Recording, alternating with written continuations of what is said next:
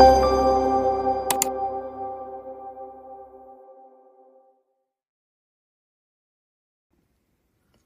everyone, so in this Mac series I'm gonna tell you that how you can make a Google Chrome as a default browser and how to set that up. So for that, just open a Google Chrome app which is already installed, or if you installed on your Mac, and it will show, if you opening first time, it will show you this interface, that which window you would like to open. So click on Google, and then it's showing here set as a default. You can select that from here. Otherwise, it's sometimes showing here as well, set as a default. You can select that as well.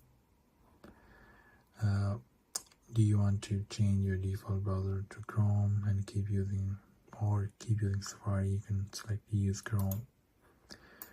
Once you do that, it will set to default. To double check, you can click on three dots here, and then you can come to the settings from the Google Chrome,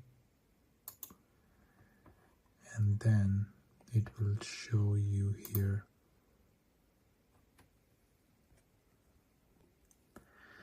and when you come here to the default browser, you will see Google Chrome is the default browser on your Mac. So yeah, so now it's a default browser on your PC, on your Mac. So I hope that's what you're looking for. Thanks for watching.